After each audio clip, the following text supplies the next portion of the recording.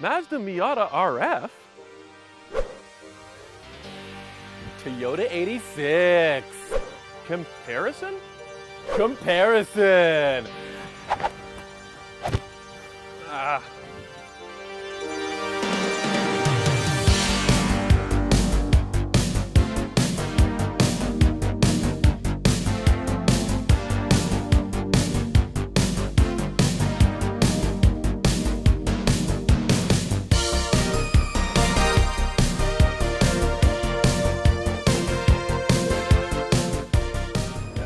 Did we just convince them that we can do this? I think we did. That's awesome. Well, you know what? Here we are at the track, and I don't know what people are complaining about with the Toyota 86. It's being underpowered. You know what? I have one of these back when they were a Scion FRS. I bought one, and I absolutely love it. And 5 years later, I still love the new version of the car. It is so much fun, and it is a complete blast, especially on the track here. And you know what, man? I totally agree with you, especially about the whole underpowered thing. I've thought that's been overblown since day one, and especially nowadays. I mean, 205 horsepower coming out of that 2-liter boxer engine, that's plenty, and that's about 50 more horsepower than the Miata, and you never hear anyone complaining about the Miata being underpowered. I don't know where this comes from, but it's really, really bizarre. All right, well, you know what?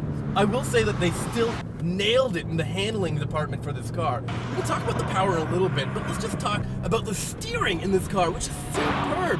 And you know what? You brought up that MX-5 that you brought here today, and I'm going to go out on a limb and say that the Toyota 86 has better steering than that Miata by miles. You know what?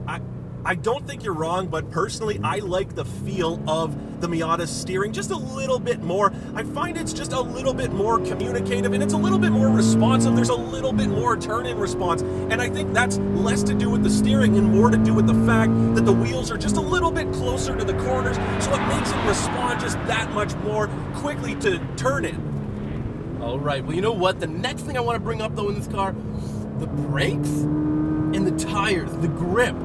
In the 86, it's not quite as, it's not quite there like it is in the Miata. This car is really held back by those two factors, and Mazda, full credit to them, they put some good tires and good brakes on that vehicle, and you can really tell the difference when you compare these two cars back to back. Yeah, definitely. There's just a little bit less grip here in the tires, and absolutely the brakes are just a little bit softer right out of the box, which means the more time you spend out here on the track, the quicker you wear down those pads.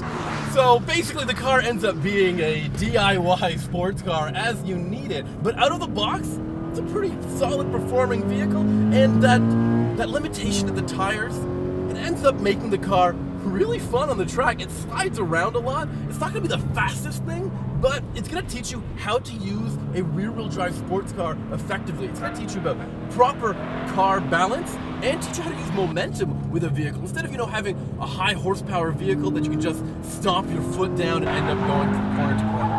And yeah, when you trace the lineage of a car like this back through the decades, that's exactly what it is. This is sort of a teaching tool. I mean, this is a really well-balanced sports car. It's rear-wheel drive. That's obviously the trickiest configuration to drive when you want to take it to the track and maximize the performance of your car. So this thing is great to learn in, but it's also great for an experienced driver. You've owned your car for almost 5 years now, and you said you still enjoy it as much today as you did when you bought it because it's a great car. Yeah, it really sets a high benchmark for me. Okay, well, you know what? I think we should take a look at what you've got under the hood of that MX-5 and see how these two really compare. And if you think that you can truly have more fun in a Miata than this really cool, edgy Toyota. Sammy, there's only one way to find out.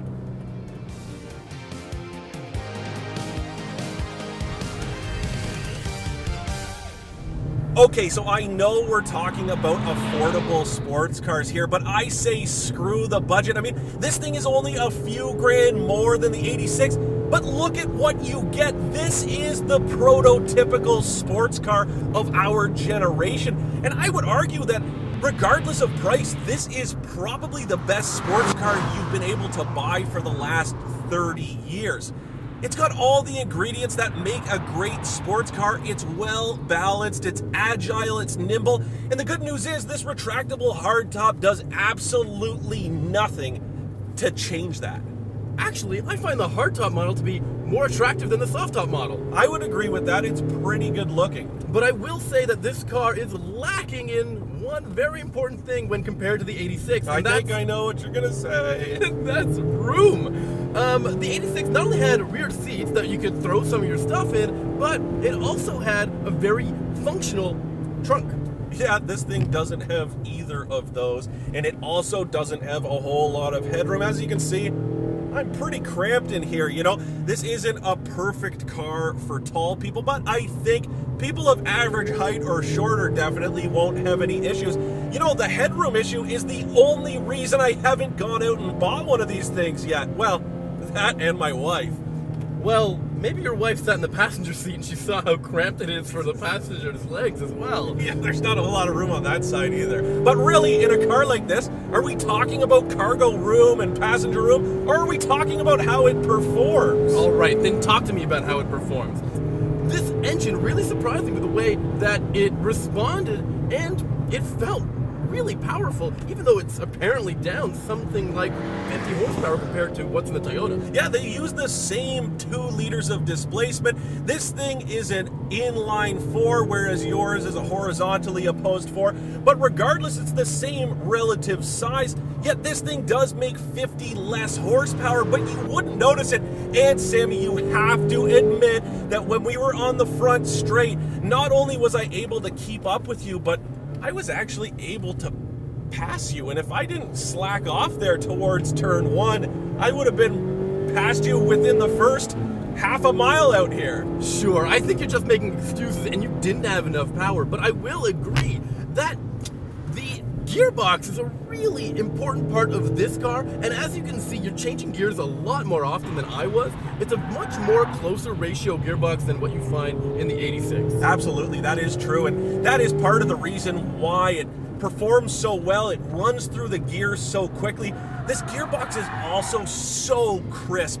It is one of my favorite gearboxes on the market, regardless of segment. It doesn't matter whether you're talking about sports cars, compact cars, commuter cars, you name it, it's just absolutely spectacular. It feels great in my right hand, the clutch feels great under my left foot. There is absolutely nothing to complain about here. One of the things I have noticed in the two cars, there's a very different way the traction control systems operate. Definitely this one is a little bit more overbearing and involved when traction control is engaged. You notice it working, and right when you get to that limit and you think, hey, it might just kick out the rear end, it tightens everything up and swings it back, and as you know, that's pretty hard on the brakes when you're already putting them through quite a bit. Whereas the Toyota, in that track mode, I mean, it's a lot more playful, but it's like supervised playtime, let's say. It lets you push things just a little bit further. Now, the last thing I want to talk about here is the brakes.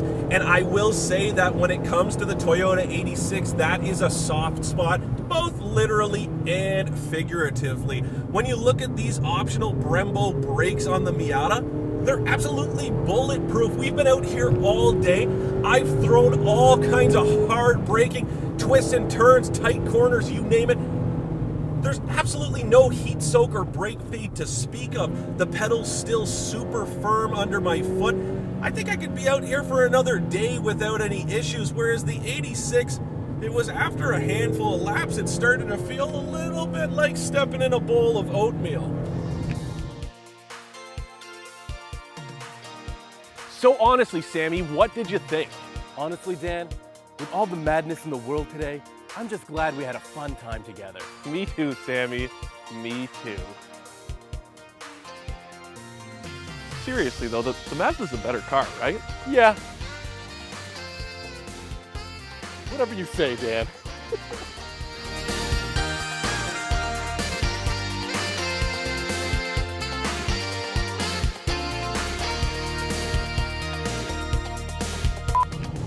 Yeah, you could be here all day. That is until you realize that you've got only 7 kilometers left to take. That could be a problem, and I think maybe we should wrap it up. That sounds like a good idea. What do you think? I think it's just because it's sloshing around. Sure. No, maybe not. It's just...